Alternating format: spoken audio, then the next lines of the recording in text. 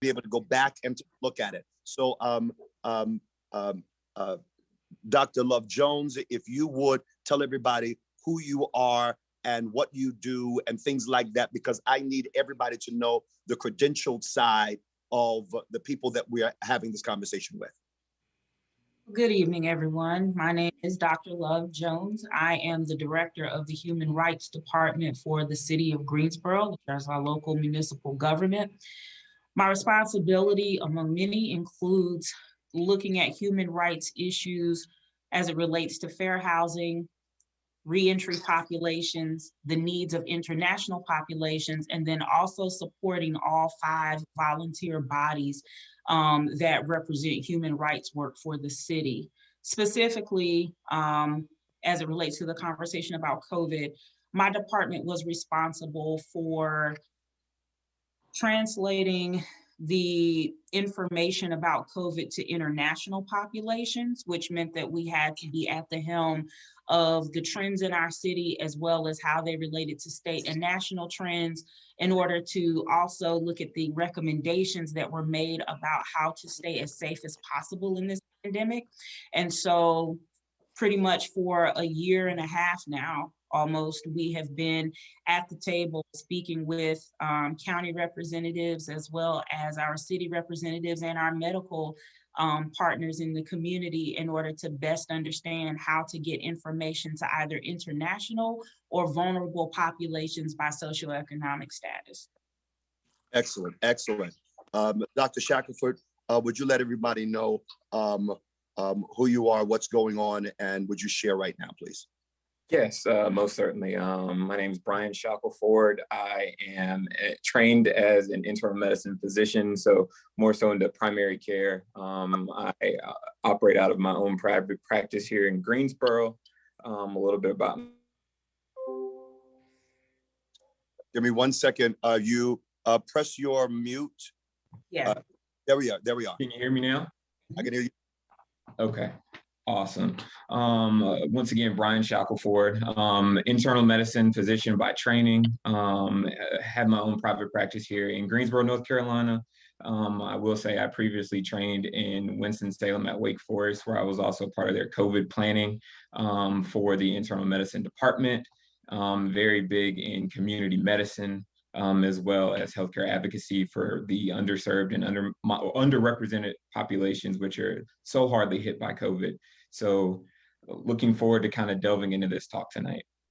Excellent, excellent. Guys, I want to really get right into the talk, because there is a lot of pushing in community. There's a lot of pushing when it comes to different cultures, different age groups, concerning getting back to this thing called normal. And so with that being said, can you share with us from both points of view what has transpired with COVID? We do know at some point, can you hear me, Dr. Shackleford?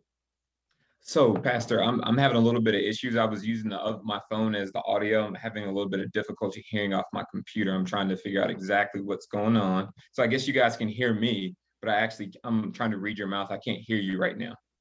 Okay, all right. So what we're going to do, let's see if we can make an adjustment or something like that. And also, so your other phone, can you possibly use your other phone as well?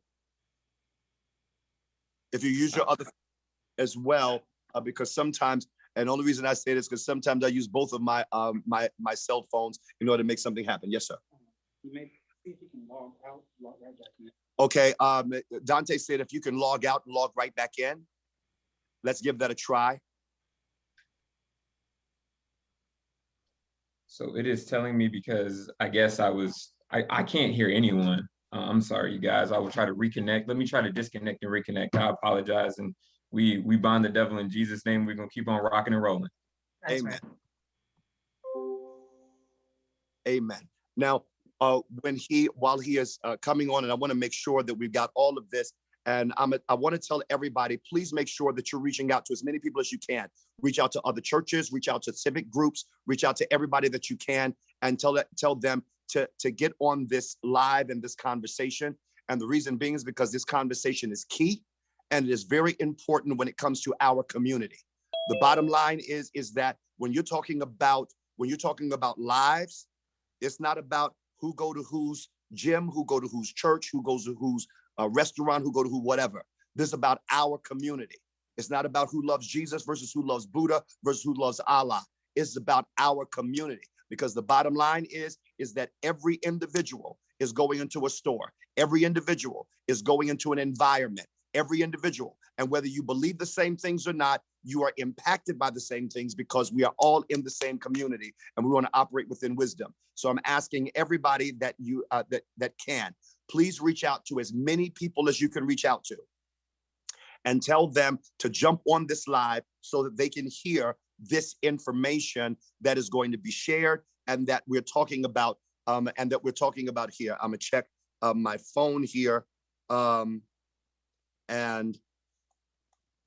I'm going to ask that if you all can hear myself and Dr. Jones, if you would unmute and just say something real quick, because I want to make sure they can hear me and they can hear you at least. Sure, absolutely, sir. All right. So if you see that, if you can hear both of us, would you give us a thumbs up? Would you give us a thumbs up? And people that have our personal numbers, if you would give us a text and just give us a thumbs up so we would know, so that while we're watching media and we're waiting on Dr. Shackleford to come back on, so we can make sure that all of this is well. And this is the unique part, guys, that before we got on, Dr. Jones, myself, and Dr. Shackleford could hear each other. And then all of a sudden, now, thank you, I'm getting messages now that they can hear. And now the enemy is trying to challenge. And so we are going to, this is good. This is really good, because people saying they can hear. All right, so Dr. Shackleford is back on. I want to see, though, if he can hear me. And I'm looking now to see if he can hear me, Dr. Shackleford.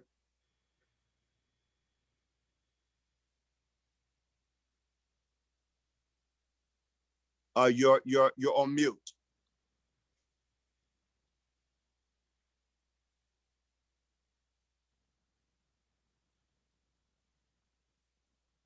You're on mute.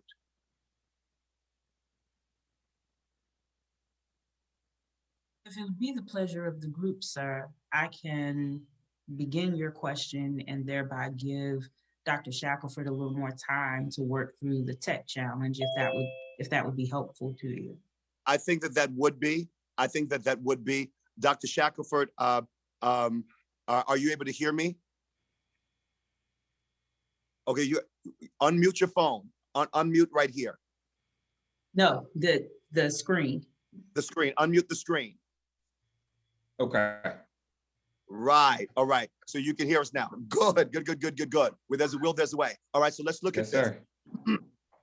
So both of you all, I want to find out what has transpired lately concerning our community, and not just our community, because when I say our community, the first thing that somebody away is going to say, well, that's in Greensboro, that's in Guilford County, that's not over here in Georgia, that's not over here in Pennsylvania, that's not over here in California or Virginia. Can you tell me what the trend is from your point of view, Dr. Shackleford, and what you've been seeing? And then after that, then we're going to ask Dr. Jones to come in from the political point of view and give us that perspective as well. So Dr. Shackleford, tell us from the medical point of view what's happening. Yes, sir. So to be 100% honest with you, can you still hear me? Yes. Awesome. To be honest with you right now, what we are dealing with is, I believe, what's going to end up being another wave of the epidemic. I won't say the pandemic, so to speak, because theoretically, per the CDC, the pandemic is now over. I don't 100% agree with that, and I'll go into that a little bit more. What I have started to see in regards to studies is there are 5 variants or 5 mutations of the COVID virus that are starting to affect the United States. The ones I'll deal with the most, because they're the most clinically relevant, are the Alpha and the Delta variants. So the Alpha mutation came originally from the United Kingdom. It's more transmissible or more easily infectable. So those of us who have been vaccinated, those of us who have not been vaccinated, can still pretty much obtain this mutation of the COVID the COVID virus. And it's still highly transmissible. It does not seem to be as deadly, but it is still a COVID virus that is easily transmissible. The one that the World Health Organization, as well as the former FDA chief, just spoke on yesterday, which has now hit not only California, but New York, more of your larger populated areas, almost like COVID first did when the pandemic started, is the Delta variant or the Delta mutation. This was originally found in India, but it is starting to find its way not only into the UK, but also into the United States. I want to preface by what the United Kingdom has done.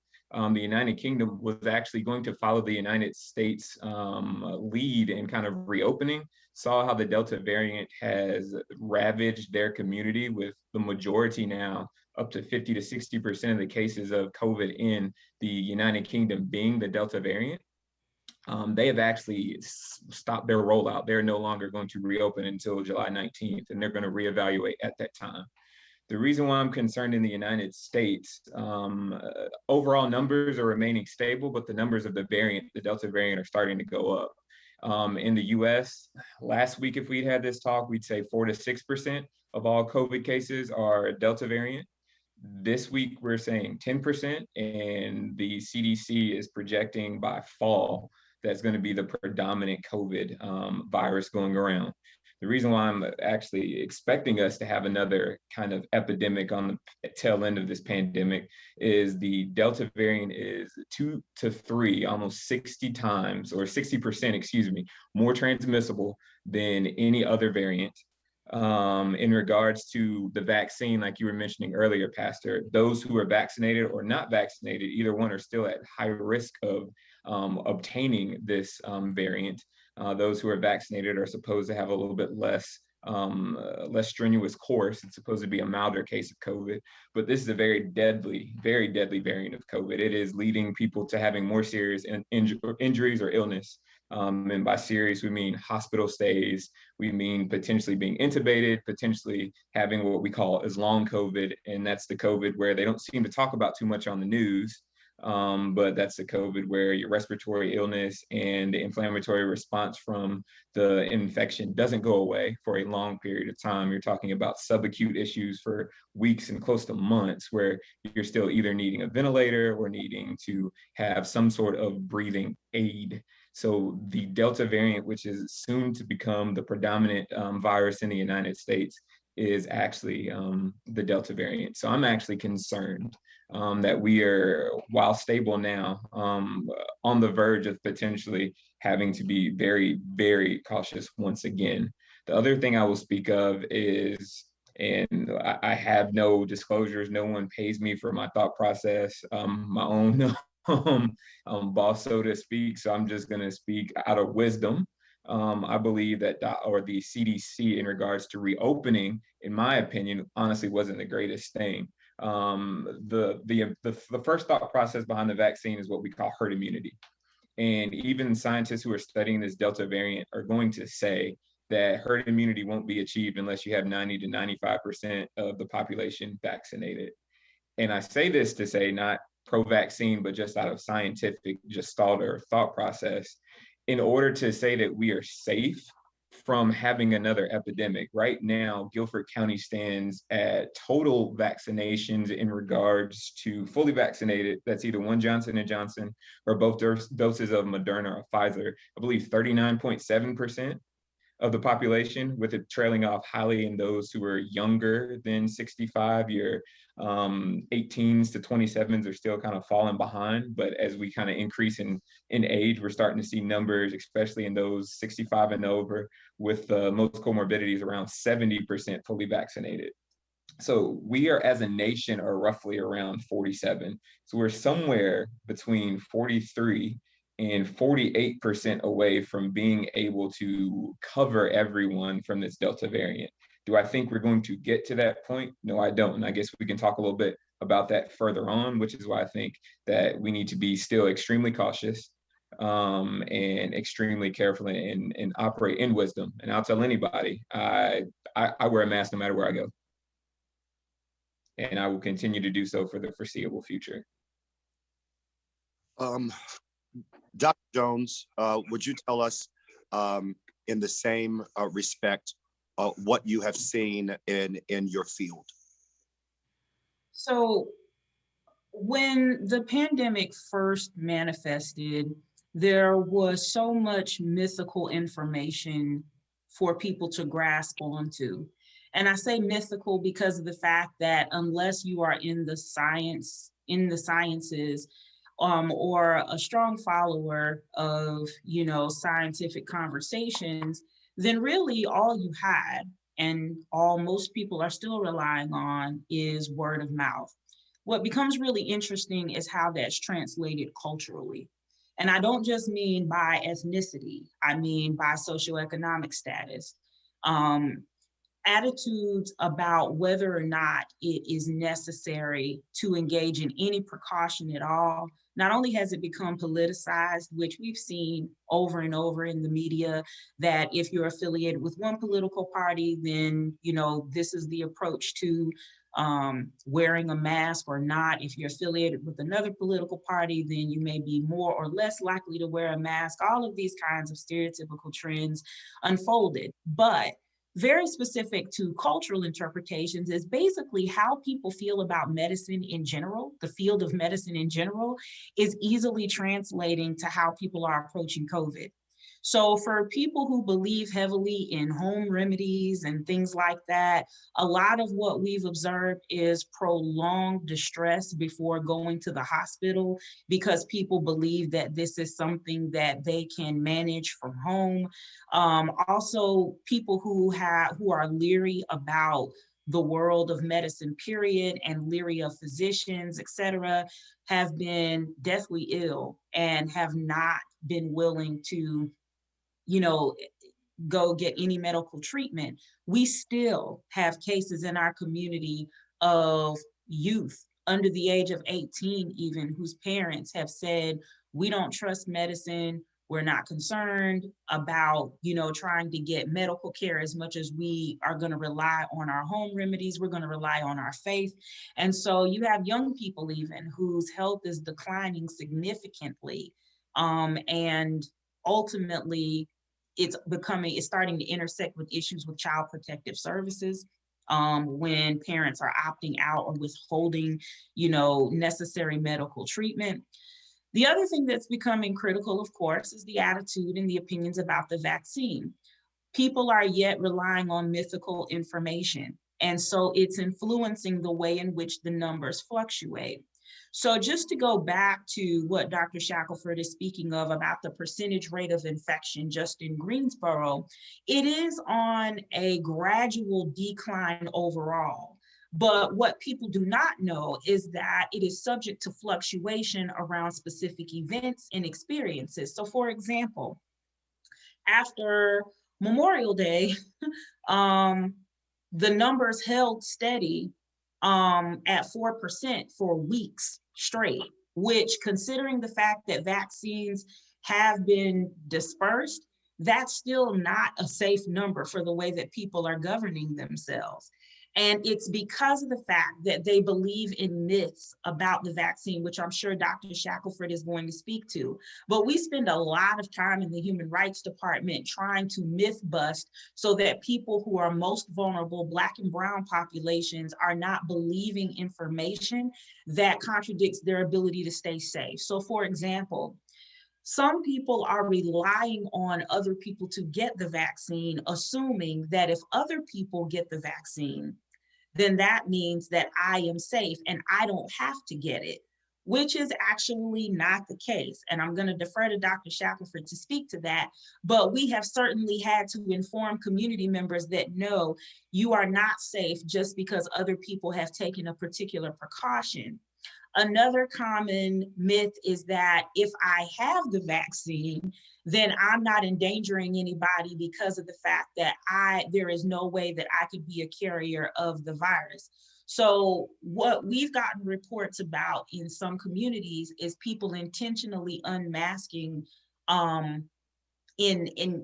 with no regard, like not putting any other measures, any other precautions for indoor events. Outdoor events, there's a little bit of fluctuation there. I'm sure Dr. Shackleford may speak more to that as well. But in indoor events, people are willingly going into homes in mass gatherings or going to indoor events and mass gatherings and literally opting out of masks, saying, even though I didn't get the shot, I know the majority of the people here probably did. Or if I got the shot, I don't have to bear the burden of whether or not I'm going to get anyone else sick, because after all, I got the shot. So we have this kind of, if you look at a chart or a graph, you'll see a gradual decline, but when you zoom in on the graph, you'll see zigzag fluctuation like this, because by situation, when people are less mindful or when they are careless, they are gathering, having super spreader events, and then that makes the numbers tick back up, and they may go back down, but it's not because of the fact that, as a general rule of thumb, everyone is operating in safety. And that's how the super spreader event becomes really critical when you talk about work environments, church environments, et cetera. Tell me this then, because let's deal with some myth busting. First of all, somebody has the vaccine, regardless of what thing they took. Somebody took the vaccine. Should they be wearing a mask? So I'll speak onto that. Personally, I believe that they should still be wearing a mask. And the reason why I say this, the CDC really, when we first, I guess, tried to resume normalcy, the CDC came out and said that if you were fully vaccinated, the only times it was truly safe to kind of relax social distancing and relax when you were wearing a mask is around those who were also fully vaccinated. They didn't say anything in regards to those who had not received the vaccine. Those who did not receive the vaccine, honestly, should still be social distancing, should still be wearing masks, and should still be governing themselves accordingly in the rules of the pandemic. I believe whatever phase your state was on, we were on phase 3.25 or whatever, Governor Cooper was saying in that regard. And I was being facetious with 3.25, but we should remain governing ourselves accordingly. In those who are vaccinated, though, you aren't supposed to be in large events. They do not have governing saying, hey, don't wear a mask at a large event. No, large events, if you are supposed to, you are supposed to be spread out, and you are also still supposed to govern yourself with a mask. The reason I say this is there are a lot of places who are just acting, one, like the pandemic is over, and that it's okay to go without wearing a mask, and that there aren't people who haven't been vaccinated who are now saying, hey, I got my vaccines but didn't, and not wearing a mask, which is also more deleterious to them and more dangerous to them than not. But I still, all that to be said, Bishop, I still believe you should be wearing a mask, especially in public. The only time I'm really not masked myself is when I'm in the house. And even per CDC guidelines, whether you're vaccinated, your loved one isn't, you theoretically, you're in the house with them. Otherwise, when you go out and about, you should be wearing a mask. Okay. Why is it that people are not wearing? Yes, ma'am. Well, I wanted to speak to the other, a myth that probably isn't as easily addressed. And that is the myth that people are honest about whether or not they've been vaccinated. A major myth is that, you know, people who have been vaccinated are proud to be vaccinated and therefore speaking to the fact that they are. People who have not been vaccinated strongly oppose it. And because they strongly oppose it, they are going to own wholeheartedly whether or not they have taken the vaccine. Well, here's the caveat. It depends on what it is that a person is trying to access. People who know that they need access to a particular resource or a particular opportunity, a fun event, etc. Some of them are not being honest about the fact that they are vaccinated. And because of the fact that there isn't necessarily a mandate that people have to show their vaccination cards everywhere they go, some people are just giving the, yep, got it, head nod in order to gain access to spaces. And then sometimes discovering in the worst way that people are not vaccinated because they weren't honest. So a major myth is that people are telling the truth about whether they've been vaccinated or not. There is a social trend around vaccinations, and it depends on which environment you're in as to whether or not you will be shamed for getting the vaccine or shamed for not getting the vaccine. And shame is a strong influencer. And so people are just not being honest either. Tell me this. So with this new variant, or these new variants that are out here, people that are vaccinated, should they feel that, hey, because I'm vaccinated, it will not affect me, it does not impact me? What is the mindset? So I will speak on the mindset of wisdom in that regard. Pfizer is, I believe it was just Pfizer. I won't speak on Moderna. Pfizer has said potentially 6 months you will need a booster. The efficacy of the vaccine also is known to drop a little bit with these new variants. I believe Pfizer just did another study that said, hey, when they first came out, 95% effective at preventing COVID. That's all well and good. Now with the variants, they're saying, well, actually more around 89, 88, 87%. Johnson & Johnson was around 70-ish with some of the variants. I don't believe it was tested against the Delta variant, but now studies are showing with the variants, it's still about 60% efficacy in prevention. The vaccines are still good at, preventing serious complications and serious illness. They are not 100%, as there have been cases of people who have been fully vaccinated, got the variants, and still an untimely demise. So moving in wisdom, even if you're fully vaccinated, you kind of can see the writing on the wall that if we aren't careful, we're going to open the floodgates again, and you would kind of still move in the same regard and discretion that you did prior to the CDC open everything back up. All right, so here's the $1 million question, because right now there are a lot of people that are watching that go to church. I've got pastors that are watching. I've got leaders that are watching. I've got all kinds of people that are watching. And so with that being said, but tell me, what is the concerns? People want to go back to church. I want to be in church. I want to be in service. I've got some saying I've got my vaccine. Some people say I don't have my vaccine, but I do have my mask, and I wear a double mask or whatever. But people are trying to press that envelope. Pastors now are in a situation because they are being pressed on one side. They're trying to use wisdom on the other side, and they have people that don't care about whatever decisions that they have to make for everybody else, because I need you to satisfy what is good for me. A pastor can't do that. A good pastor can't do that. So as a result, what is the wisdom here concerning opening up churches and opening up, and I'm not, when you're talking about opening up churches, you're talking about opening up churches that have 2 and 3 and 4 and 5 and 600 people that are trying to get into that space and above. What is the wisdom now concerning that kind of situation from the community point of view, Dr. Jones, from the medical point of view, Dr. Shackleford?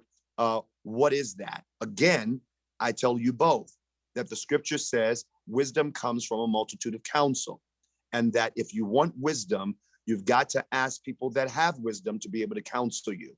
You all have information that the average individuals don't have.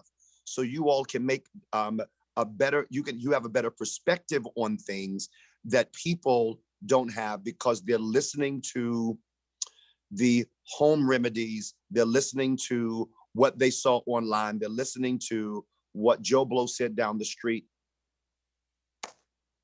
Tell us what's going on, and tell us how to handle this. Well, first and foremost, it's really important to think about the fact that strategy makes all the difference. Is it possible to go back to church? Sure. Is it possible to go back to church without strategy? Absolutely not. And I say that from the perspective of a person who has sat on heart-wrenching phone calls, Zoom calls with various community members and health professionals out of those communities who say that churches that opened prematurely without any of the protocols in place were the sources of super spreaders. And so it's not about, can you have church in the wake of a pandemic? You can, but you have to be mindful about what it takes to not be in a place of regret after opening. And that was probably the hardest part for me as a leader of human rights, knowing that health and safety it's not just a privilege, it's a right. But if in the hands of people in authority, if the proper precautions are not taken, maybe because of the absence of knowledge, not so much intentional, but because of the absence of knowledge, now heavy is the heart of the leader because they had no intentions of people becoming ill. Heavy is the heart of family members who some were able to stick it out at home, some people ended up in the hospital, and some people ended up, passing away. And so the short answer is yes, but it has to involve strategy. It's the same strategy that the city has had to take into consideration as an organization on behalf of the whole community of almost 300,000 residents with reopening. If you look at the trends for how certain things are reopening at the city level, that is indicative of how much strategy is essential in opening any large or mass gathering, opportunity. Parks and Rec is an example of the fact that their most engaging events right now are outdoor events still. Even though some opportunities are permissible, there are disclaimers there about one's risk factors and what they can do to ensure that they are most safe. And indoors in any city-sponsored event, face coverings are required. I still can't go to work without wearing a face covering, and I have my own office. I don't even sit next to anyone, but it is mandatory that if I'm going to come to work, I'm going to have a face covering. Part of that additional layer involves that social distancing still. For my staff members that were in closer proximity, it was mandated that the leadership of different departments took the necessary precautions to ensure that people were still spaced apart. And this is just to go to work. So you can imagine when it comes to the social responsibility of gatherings that one can elect to participate in, meaning no one's going to cut your paycheck off if you don't go to church, but nonetheless, that is something that is near and dear to our hearts, as believers, where we do want to engage. You still have to know that all of the things strategically that needed to happen in order for me to do the best by my own safety were put in place. That is paramount. Dr. Shackleford.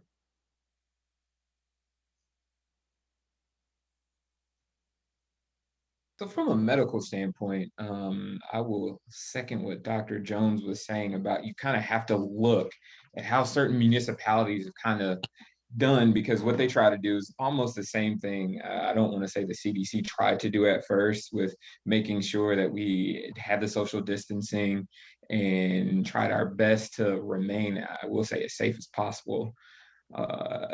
Opening church is possible. It is extremely possible. Without planning, it will not go well. I believe you still have to do social distancing, and that looks a little bit different in church because every family member is not going to be 6 feet apart. I think it would look more so like hey, your household that you have been with, you guys are here. This family is here. This other family is 8 to 10 feet apart. And I'll speak on why they're 8 to 10 in a little bit. I guess, hey, we are about 20, 25 feet away from where the choir is, or honestly, Bishop, where you are. And I'll speak on that as well. So I think it is possible to open up safely with the appropriate screening, whether that be a little temperature check to make sure no one's coming in with an active fever. Like I said, the social distancing, family members sitting together about 8 to 10 feet away from the next family. Anyone who's been to New Jerusalem knows that the Holy Spirit moves, and at times we just have a Holy Ghost good time. But in a pandemic, that Holy Ghost good time, if you have COVID, could be spreading and shooting particles, which we need to make sure that you are wearing a mask as well. I would probably recommend that everyone wears a surgical grade mask, not one of those beautiful masks that we have obtained for fashionable reasons during the pandemic. I do believe we need a little bit more than the fashion mask that we're wearing. And I'll just hold up something like this is what I wear on the regular. This is a surgical grade mask that allows my vapors and my droplets to stay with me and not with anybody else. Because the whole thought process of the mask in the pandemic was that if I have it, I am catching the droplet with me and not spreading it along. The thing I say about 20 feet from you, sir, as well as 20 feet from the choir, studies have shown that those droplets projected by songstresses or musicians, as well as orators, go just a little bit further. There are some times that you guys are using a little bit more oomph and a little bit more diaphragm and projecting more. So those vapors and droplets can actually go about 20 feet as well. So that 20 feet of protection from the pulpit and the choir, as well as kind of spreading things out, I think would be paramount. The other thing in those serving, I would honestly make sure that there's a medical grade, almost an N95, for those who are serving, whether it's in medical ministry or serving as ushers, who are interacting with those who do catch the spirit and are I do not want to say catching the spirit puts you at a higher risk, because Lord forbid I sound that way, because I have caught it a few times at New Jerusalem myself. But what I'm trying to say is, when you catch this spirit and someone is there to kind of make sure that you are where you're supposed to be and not going around, that places them at a higher risk. So they need just a little bit more protection than everyone else. So yes, I do believe that it is feasible to do so. I do not think we should be at full capacity right now. I think it should be a very limited capacity with reevaluation as this progresses, because right now, the way that those, I don't want to say in the know, but those who are reading literature, those who are kind of hearing what's not being put on the news, by fall, the winter, we will probably have to reevaluate all over again. And the other thing that's really vital is the two other factors that I'm sure Dr. Shackleford will echo: children and boosters. So first, it could be that we don't need boosters. Only time will tell. But by holding capacity lower than just each week maxing out and increasing the number of people, I, for one, would not want to find out that my vaccine quit working at Sunday service. Like, that's just not on the top of my list of things to do. And the thing is, because of the fact, when you look at that 6-month window, there were waves of vaccines happening as early as, especially for medical personnel, as early as late January, February. So that means that we're already getting into a tricky window. When you start talking about mass gatherings where people are projecting more from the diaphragm, if there is anything to the science regarding a need for a booster initially, and there may not be, but if there is, then the church is still responsible for making sure that people are not in increased danger, ignoring the probability of a thing. It's kind of like when a tornado is coming. If you were going to let service out at 7 p.m., but right at 7 p.m., everyone's cell phone went off and all the beeps started sounding to say that there was a funnel cloud in the area. Even if people elect to leave, as a leader, you would take on the responsibility of saying, my request is that no one leave this building. Because that is the burden that you bear as the person who tries to stay in a preventive realm. No one wants to affiliate 8 families dying, leaving church in the tornado, right? Well, it's the same thing in super spreader atmospheres. You know, no one wants to find out that their booster wore off in like revival. So it's important to think about the number of people engaging, how frequently, and under what circumstances. The second factor is children. Right now, even though the vaccination age has been lowered to 12, the reality is that parents have a right to decide whether or not their children will get vaccinated. But with that right comes responsibility. So similarly to the way that it was ideal for my daughter, who's in high school, to wear a mask to the very last day of school, it is also imperative that children wear masks and stay contained in a church environment. Now, if you're like me and you remember church as a tot, you took off running at warp speed and you bumped into your friends and you hugged on them during children's church or after children's church.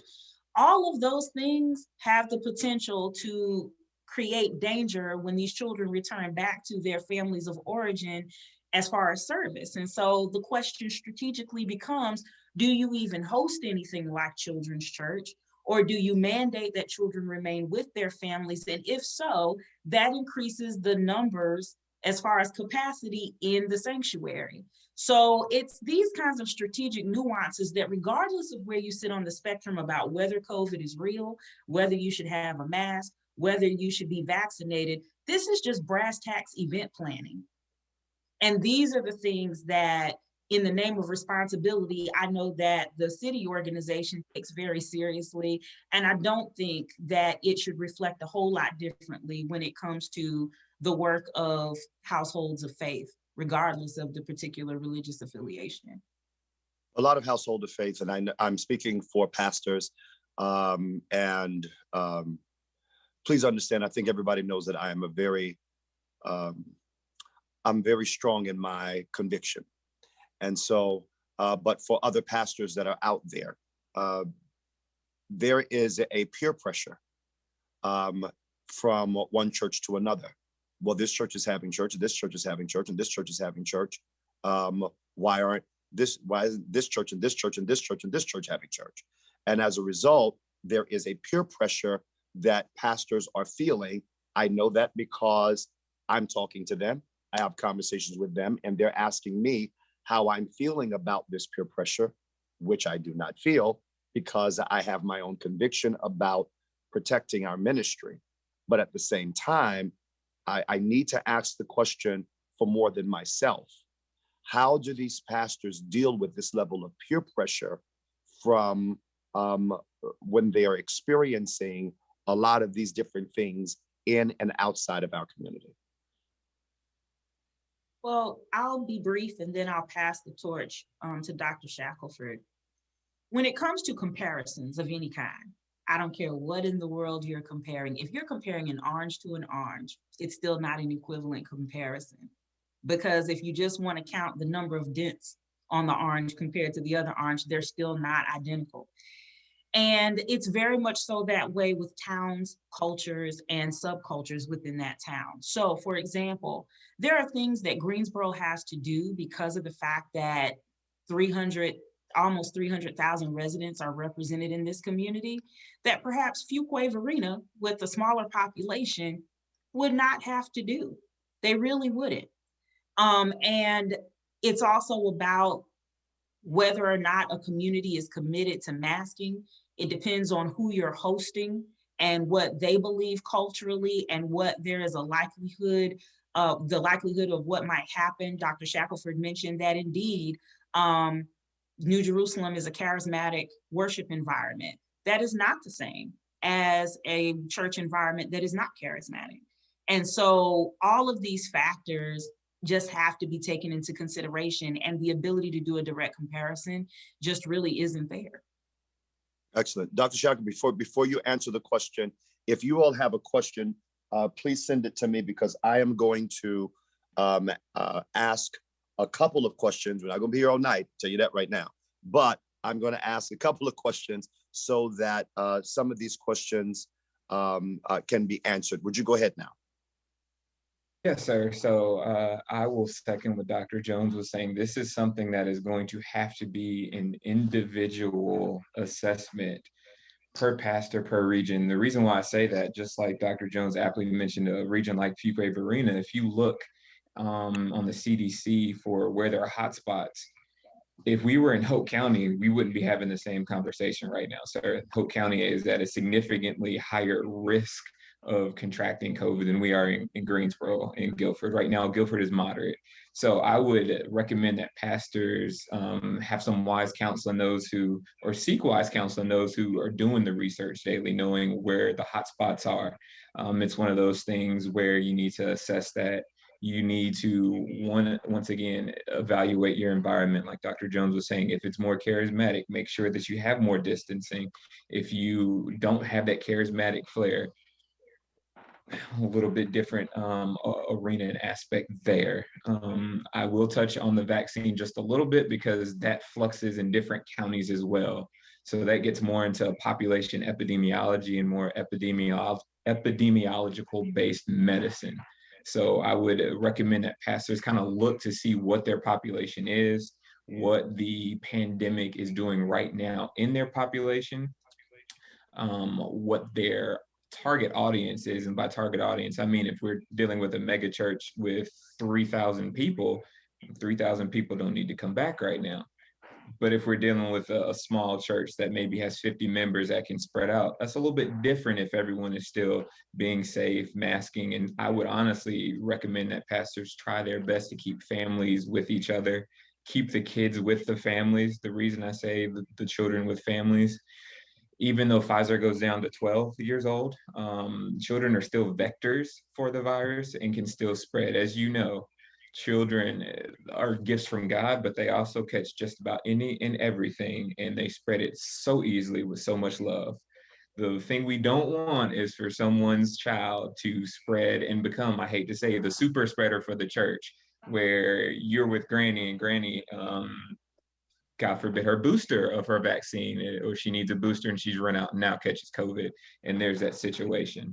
So I would keep families with each other, do the social distancing appropriately, make sure everyone's wearing masks, and try to move in wisdom, because this is something that as we continue to progress through this season, more and more wisdom is going to be needed because there's a lot of misinformation that will be conveyed as well.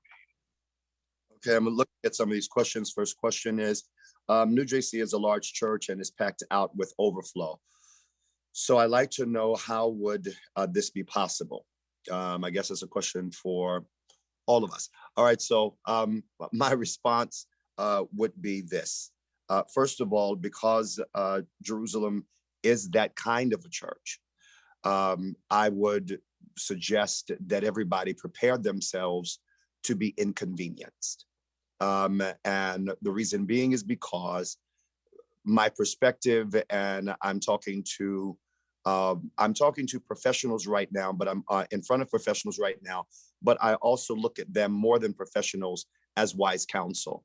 So I am shooting from the hip because I'm answering this question, but I would say that my wisdom would tell me, number one, that anybody that thinks that church is going to run like it ran before the pandemic needs to know that's not going to be the case. That ultimately there is going to have to be, for me, some kind of stopping place outside for people to be able to go to, so we can make sure that your temperature and everything is okay. I don't suggest that they come inside for that. The reason I don't suggest they come inside for that is because if somebody wants to get a little bit spicy because I'm already in here and whatever, we're not going to have that kind of disruption. We want to make sure that we have something outside, that we are handling things from that perspective. The next thing is that I would not open up the church to 100% capacity. I wouldn't open up the church to 70% capacity. I would not open up the church to 50% capacity. I would not open up the church to 40% capacity. It would have to be under 40% for me to open up the church. And the reason being is because you're going to have to handle this in a different kind of way. Now, with that being said, and I have a lot of other things that I'm thinking about that I will not put all out there right now, but I will ask both of you, am I chartering in the right direction?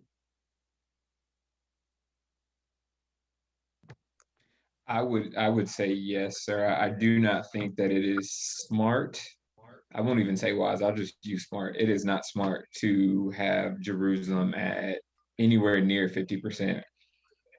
I would honestly shoot to start more around that 20 to 25%, somewhere around 175, 200 people. I think that safely, and this is just me kind of trying to remember since it's been a little while, I think you could safely get 200 people spread out, but it's one of those things where you do not, and like Dr. Jones was saying, you don't want to be that church that comes back and is a super spreader. There's been some instances earlier in the pandemic where churches were still trying to trudge through, and it does not do well whatsoever. We are coming into the house of the Lord to worship. We're coming to the house of the Lord to be healed, not to contract something. So we have to move in wisdom. And I don't believe anything close to that 40, 50% would be wisdom. So I do believe you're trudging in the right direction. I would echo those sentiments, because even as we plan events out of my department, if they're not outdoor events, we are definitely limiting capacity. Well, when we think about like open spaces, we are shooting well under the capacity of that event space. And honestly, when you think about the fact that you have to take into consideration the steps that people need to follow when they go just about any other place, up until what, a month ago, the temperature checks and things like that, that was all that we could rely on. And I think it's important to continue relying on that, because you also want to be able to protect people who opt out of the vaccine and or cannot take the vaccine. There are people who cannot take the vaccine. It's not just I chose to or I chose not to. There are people who are pregnant who are like, I have no intentions of risking it while my child is in utero. There are people who have autoimmune diseases where they have a medicine that they take that they're afraid of, if they take any other, ingest any other medicines, that it may conflict the effectiveness of the medicine they take, just to do things like walk and drive. And so when you look at it like that, you have to go in this direction, because you don't want it to be that the person who's not vaccinated is alienated from the ability to participate in church as well. Because church does not need to be an environment of vaccine shaming, whether you did or didn't.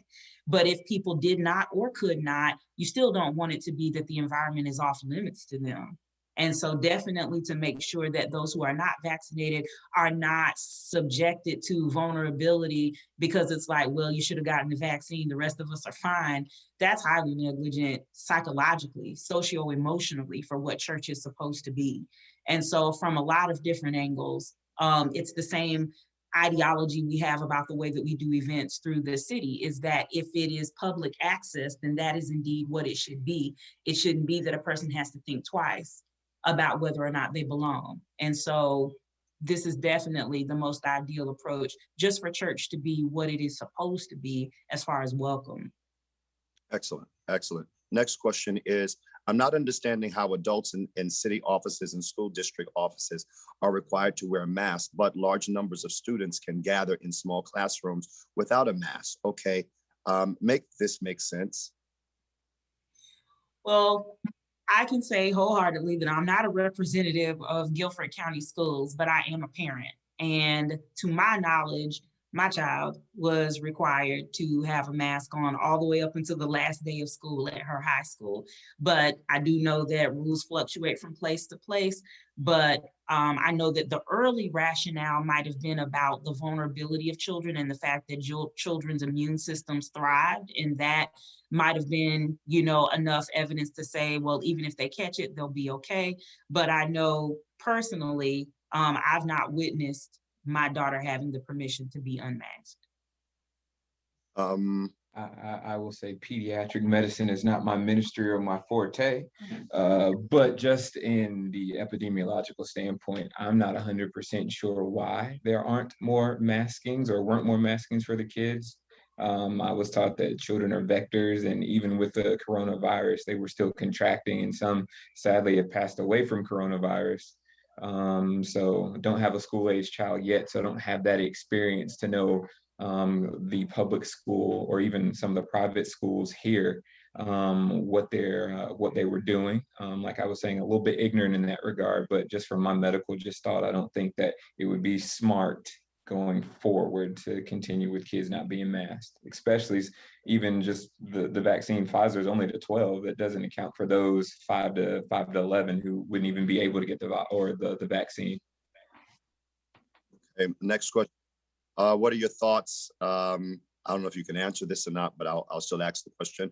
What are your thoughts on incentives being offered to receive the COVID vaccine? States are offering money and hospitals are now offering large incentives for their employees to receive the vaccine. What are your thoughts about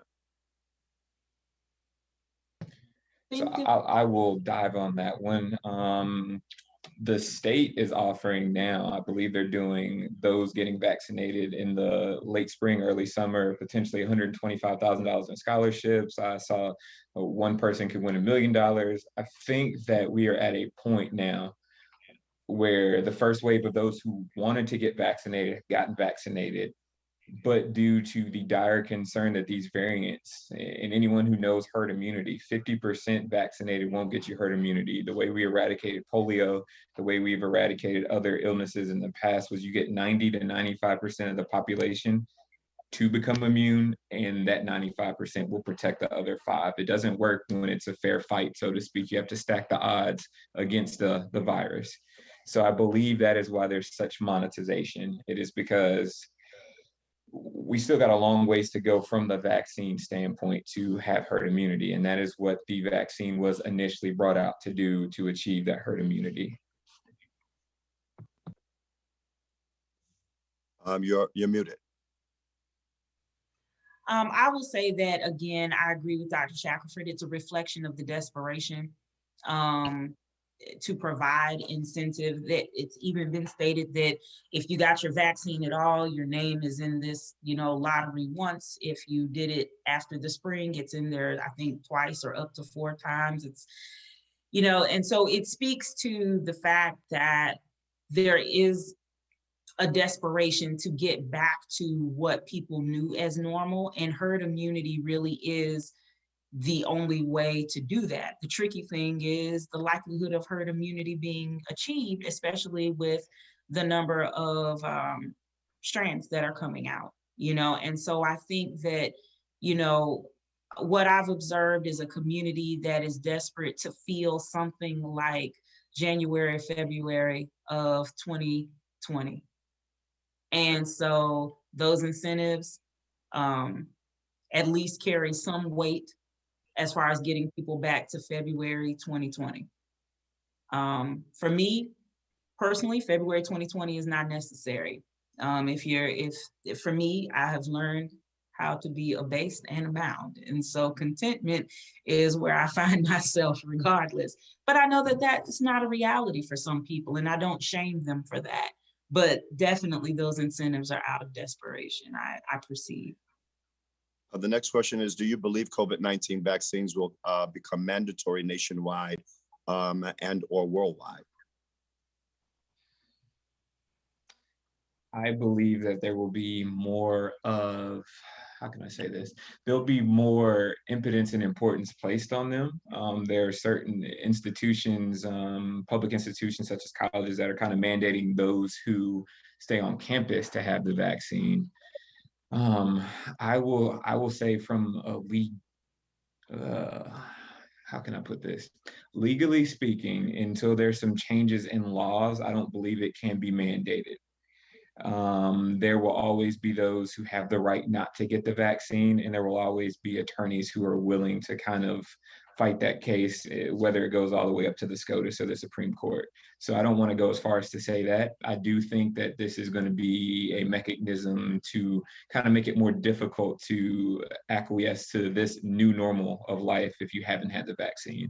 Now, I'll say that because I don't want this to get removed once it's posted or anything like that. All right. It's 8:06. We started a little bit late. I'm going to give about 7 more minutes to these questions. The questions will continue to come in. We'll try to answer them as best as possible. The next question is, if you look at Johnson & Johnson's shot, what kind of booster could you possibly take if it was only one shot? Can you mix them? Whew, that is a loaded question. The reason it's a loaded question, studies are actually in the making right now. A couple studies in the UK, one study in the US about mixing vaccines and the immune response. And the reason I say the study that had the most kind of promise was actually in the UK, where AstraZeneca has been approved. The first dose of AstraZeneca was given, I believe, 8 weeks after that. You got a Pfizer dose, and the immune response was marked. So theoretically, as studies continue to kind of shift and shape, we will potentially see where cross-vaccination, where people are able to get multiple vaccines potentially, where Johnson & Johnson, since it is so new, potentially may even need a booster in and of itself from Johnson & Johnson, or if other studies show that, hey, because Johnson & Johnson targets this epitope or this part of the virus and Pfizer does this, you can combine and have a synergistic or a combined effect. So that is in the making. There are some articles, like I said, that aren't even peer reviewed yet, that are just abstract only. So potentially. Okay. Next question is, can we do it? Can we do church by lottery? I would say that I have to be scared. I have to be careful of that word. All right. But I will say that there is a way to do ministry, and that would be fair. And I think that the fair method would be that a person that would be going to a particular service is not allowed to go to multiple services so that everybody can get into service. I think that's the first thing. I think that those services would have to be services that you reserve to be able to go. And then after that, then we do that. So if that is what is defined as a lottery, I think that is one of the wisest ways that churches should consider to do such, ultimately, because that way you're guaranteeing, it's like a reservation at a restaurant. You're guaranteeing the fact that my family is going to be there. As a result, now it's on that lottery, and then we move forward when it comes to that. Yes, ma'am. Pastor Williams, I think that speaks to another critical point about logistics, is that logistics isn't just how you do a thing, it's how people feel about how you do a thing. And fairness and equity geek over here, fairness and equity is vital in this process.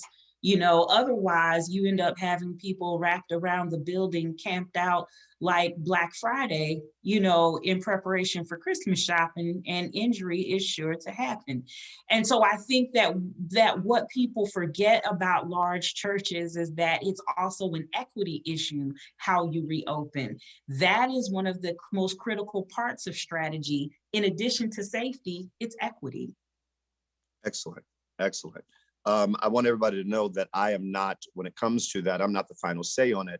We have a committee. Obviously, we have two individuals that I'm talking to now.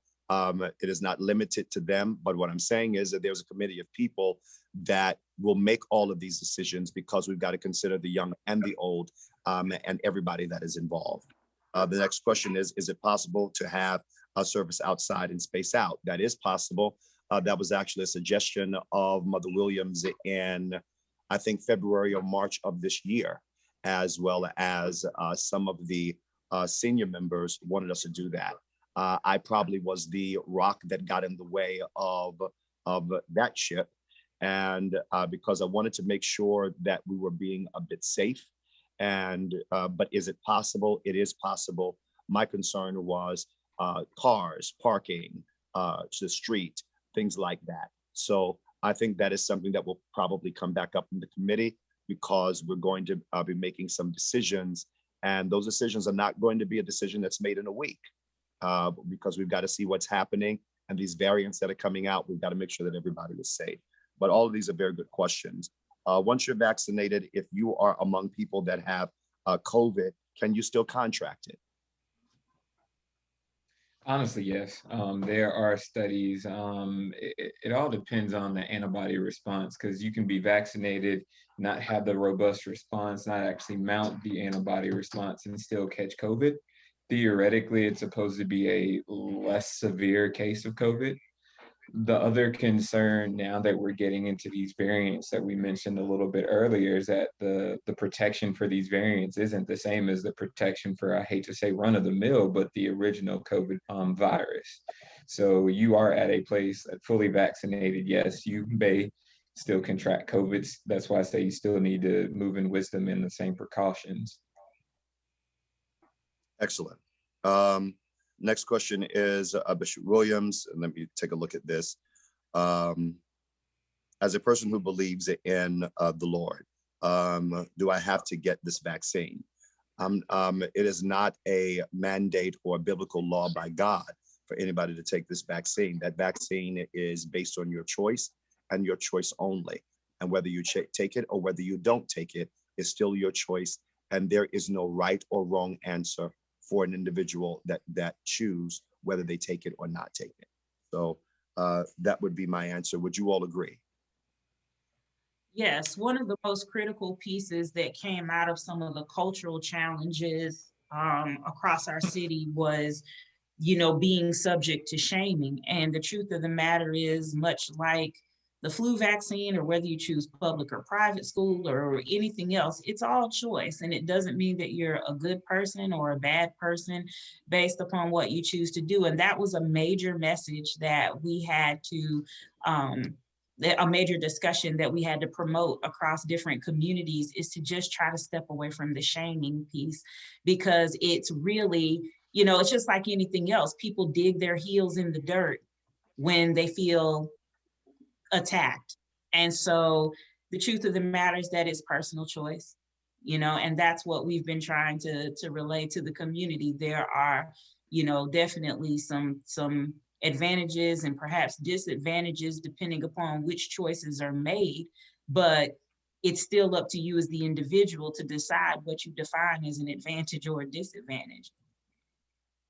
Yeah, Dr. Jones, I second that. I agree wholeheartedly. I mean, this should not be something that splits or causes a rift in the body of Christ. It's something that we need to unify as a body and just get through this pandemic together. It's one of those things where if you so choose, that is great. If you were one of those, you and your house decide to get it, that's awesome. If not, as a body, we are supposed to love and protect one another, which is why those who are vaxxed should still take the same precautions as those who are not, so we can still be a protected body. That's the main thing. We want to get through this unscathed and not in worse shape than when we started this whole pandemic. So I don't think that it is mandated. I don't think religiously it's mandated. I also don't think religiously it's wrong. I think it is a choice that you have to make for yourself and your family. And as a body, we will do in wisdom what is best for the whole body. Now, the one thing that is important to respond to that we didn't touch on is that another critical logistical piece based on this attitude about vaccines and other things is how you reconnect in church. It has been a really controversial conversation about whether or not, hugs are appropriate, fist bumps, waves from a distance, and the fact that there have been conflicts to arise in church environments because one family opts for one mode of communication and another family opts for a different mode of connectivity or communication when they come into, the house of worship. And so, much like that is the vaccine is in the same boat. It's a choice. Now, you cannot infringe upon someone else's choice. So if I've gotten the vaccine and maybe I am hyperprotective of my family, therefore I opt for waves and salutes, and I don't want to embrace. I don't want to be shamed on social media, wow, people act like they can't touch, when they walk into the house of God. I thought it said, with loving kindness have I drawn thee. And it's like, oh, Lord, really? And the reverse. If someone's extra breathy and huggy, you can just back away and articulate, good to see you, love you, air hug. And you don't want to end up seeing on social media, someone saying, God, people act like it's not a pandemic out here, breathing all over each other. Like, all of that is what we are hoping by this conversation prepares people to come back into the house of worship, because any of this could create melee. Most definitely. I think churches are going to have to make some rules and people understand those rules. It is 8:16. I've got 1, 2, 3, 4, 5, 6 questions. We're not going to get to all 6 of these questions. I'm going to probably pull 2 questions. We'll answer them very quickly and see how that is. But this question is, so is the shot actually a vaccine officially, or is this still experimental? If you have the shot, are you immune? Okay, so I will speak on that. That was one a 2-part question. The first part, yes, it is a vaccine. I think that whoever mentioned that question is trying to get at the fact that it's not FDA approved, so to speak, in the regards to being more than just emergency release. So usually vaccines take a while to come out on the market. Any medication takes a while to come out on the market due to this being such a dire strait that we were in prior to the vaccine. A few companies made a vaccine that were emergency released after phase 3 trials were done, performed, and deemed to be safe. So at this time, they are not approved for long-term use. They are approved for emergency. They were emergently approved. So they are vaccines, but they are emergently approved. Okay. And in regards to immunity, I'll speak on that very quickly. Theoretically, the studies show that the Pfizer gave you about 95% chance or decrease in your ability to contract it. Janssen gave around 70 with the variants that has dropped some. So I believe Janssen is in the 60s, Pfizer and Moderna are in the upper 80s. So theoretically and technically not immune, but you have antibodies that will fight and help you. Antibodies are kind of your body's way of fighting to prevent catching something. So you're at a less chance of catching something. So yes, not immune, but not going to be easy for you to get COVID. That's the thought process behind it. That's the easiest way to say it. The last question, and I apologize, I can't get to all of the questions. Because I told them we would stop at 8 o'clock. And because we had a little trouble, I went a little longer, but I've got to close it out. So last question, and that is, can you please explain how we can reach herd immunity since you can still pick up and transmit the virus even after taking the vaccines? All right, so after my technical difficulties, I think I mentioned a little bit about herd immunity being that 90 to 95% of people vaccinated, kind of protecting the 5 to 10% who aren't.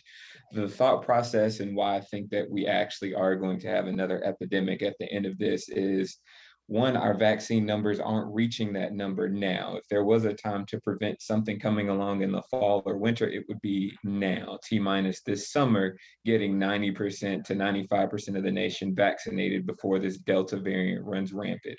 I don't think that's going to happen, which is why I think we're going to start to see boosters and vaccines that are now tailored more towards this Delta and Alpha variants being made. So I do believe that eventually we will get there. I don't think we will get there anytime soon. But for herd immunity, 9 to 9.5 people out of 10 need to have the vaccine to suppress the spread of whatever ailment you are trying to reach immunity to kind of force it out of the community.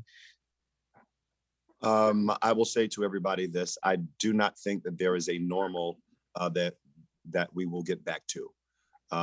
This is change permanently.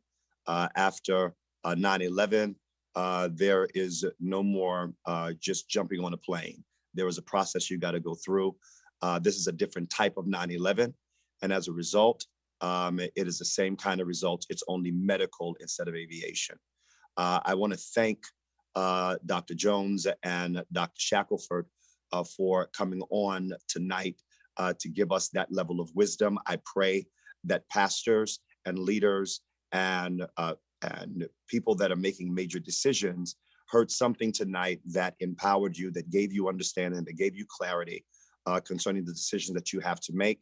I pray that everybody that has listened has heard something that has given them much more wisdom Of course, this will stay online so that people want to be able to go back and take a look at it. You can, but I want to make sure that everybody knows that as these two people are qualified to give us the answers that we have, that now it is left up to each individual to take then that wisdom, that information, and make the decisions that is best for you and yours and your life.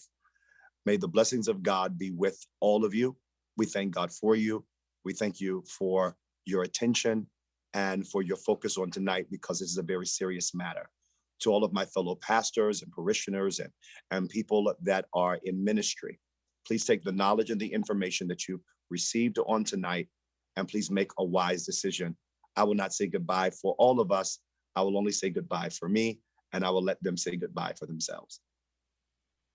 Thank you so much for the opportunity just to have this discussion. For us in the human rights world, education is its own human right.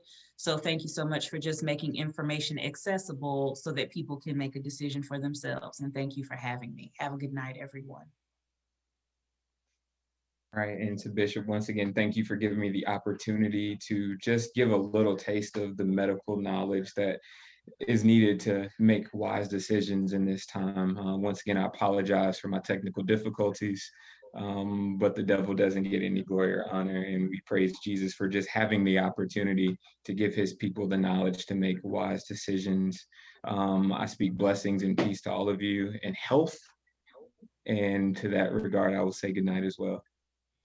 Well, to everybody, thank you so much. I believe that the technical difficulty was because somebody was probably late logging on. They needed to hear this information. So all things work together for the good of them that love the Lord. I love all of you all.